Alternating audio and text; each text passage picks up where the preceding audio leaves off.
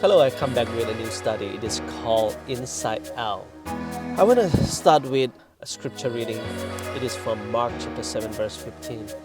There is nothing that enters a man from outside which can defile him, but the things which come out of him, those are the things that defile a man. So it's good to study the Word of God in every single day of our life because He has given us this life. We don't own ourselves because God was the one who made us and who created us. So in return, why don't we give a few minutes to study His Word? There was an issue between Pharisees and Jesus. It's about tradition.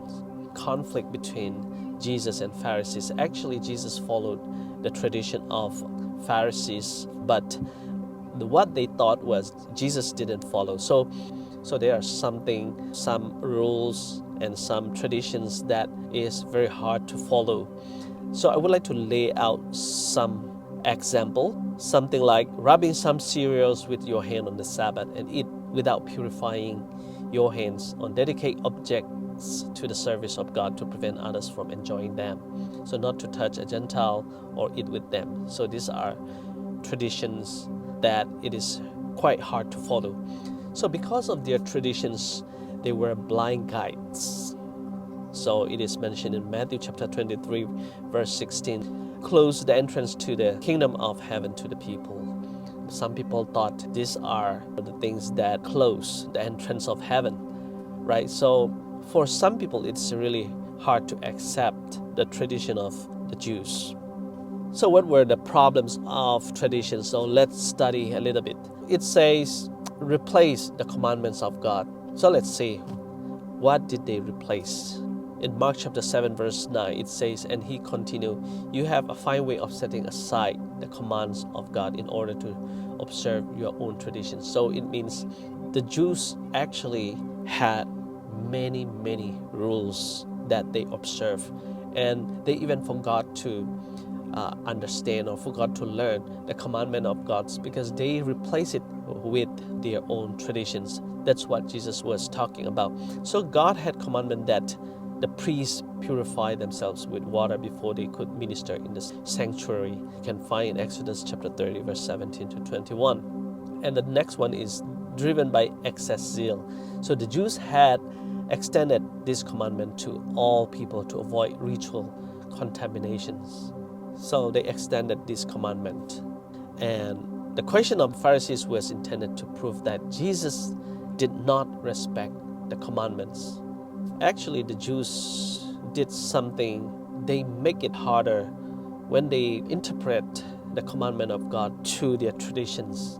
It was something like the real commandment of God was disappear, and they actually practiced the tradition of the Jews. So whenever they talk about Jesus broke the commandments, then the question that they asked to Jesus turned against them. So Jesus did respect the commandments. So they were the ones who broke. And it was replaced by the Jews with their own traditions, found in Mark chapter 7 verse 6 to 8. So I want to tell you an example. If they dedicated something to God, such as a house, until their death, they cannot even give it to other person like their relatives or their parents, but they could not use it for any other purpose, such as helping their parents. So this is actually ridiculous rules of the Jews. It is mentioned in Mark chapter 7 verse 9 to 13. Quotation says, the last great conflict between truth and error is but the final struggle of the long-standing controversy concerning the law of God. So we understand that the law of God is actually so much hated by Satan.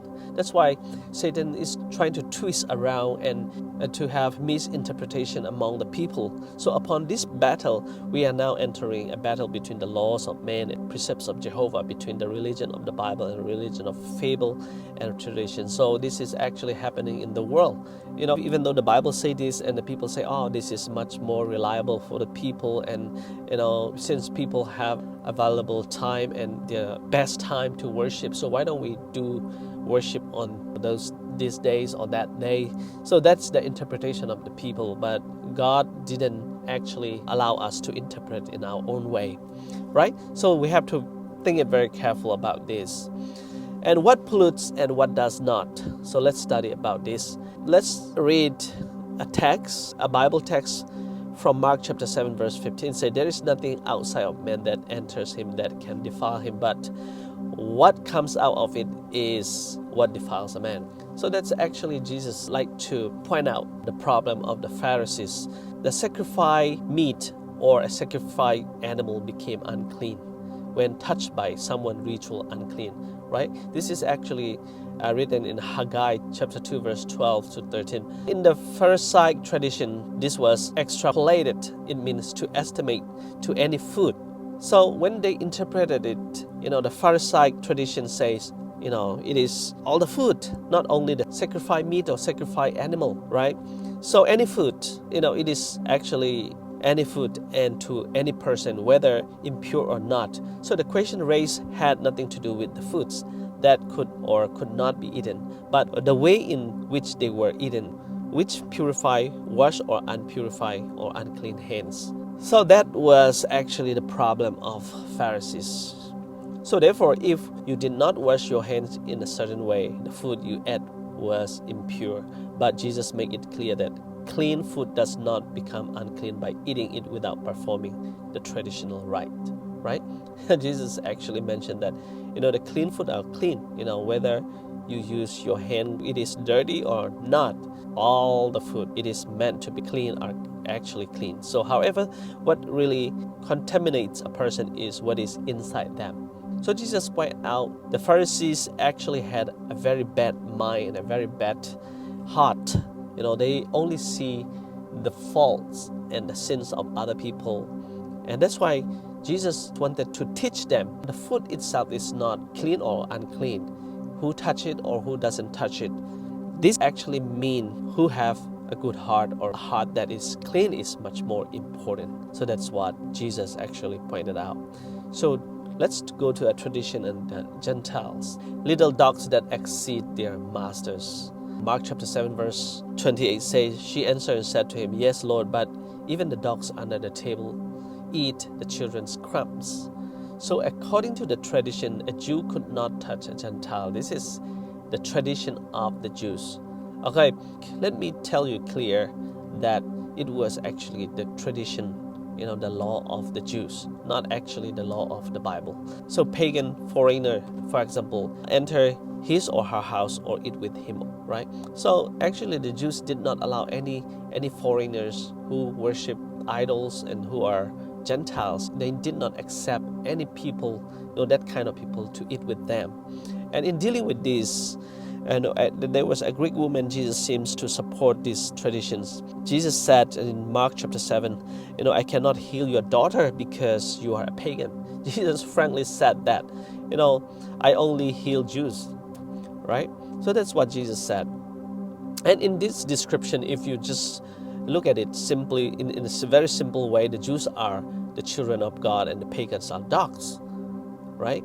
So the woman caught the clues Jesus left in his message and held on to them by faith and won the argument over Jesus because she said, I have a chance to eat the crumbs, even though I can't eat the food of Jews. So the first thing is she could ask for second place and take advantage of the crumbs of the satiated. And the second thing is the domesticated dogs, not strays, were part of the family and could therefore enjoy the benefits. So it was, the argument of the woman, and she said, we still have chance, opportunity to eat the crumbs of the masters. So actually, what came into my mind is Jesus actually did not despise or rejected the woman. He wanted to teach the people of the Jews, because the Jews said, they could not eat and they could not mingle with pagan. But Jesus pointed out that, the first thing Jesus pointed out is what the Jews believe and what the Jews practices. But he just breaking, the traditions, and he went into the truth. What was the meaning of the commandments, that whom we have to love according to the Bible, right? So Jesus actually pointed out, the tradition of the Jews, and after that, he pointed out his tradition, right? His tradition to allow any kind of people to heal and to support. So Jesus actually taught the Jews what he is doing in this world. So ears that are open. This is the next title. So Mark chapter 7 verse 34 says, He looked up to heaven and with a deep sigh said him, Ephata, which means be open. So from Tyre, Jesus made intentional detour to avoid Gentiles. So in this way, he was able to spend time with his disciples. And after that, upon arriving at Decapolis, they brought a person to be healed, and taking him aside, and he used a peculiar system to heal him. It is found in Mark chapter 32 verse 34. By his actions, Jesus allowed this man to exercise faith that he could heal him. As a result, and many marveled at Jesus. We can find in Mark chapter 7 35 to 37. But why did Jesus groan as he claimed, be opened? Right? Jesus just groaned as he exclaimed, and be opened. So the deaf man could not clearly hear, and the first word he heard were the word of Jesus Christ. But Jesus taught about those who hearing did not want to hear his words or receive his message. So Jesus actually whatever he did, whatever he healed, whoever he healed, whoever he blessed, he had a purpose for the people around. I mean the Jews. How much their traditions and their beliefs are conflict and against the law of God. That's what he always wanted to teach the people of the Jews, right? So Jesus wants us to have our ears ready to listen to his messages and also to hear the cry of those who need to hear a timely word from him.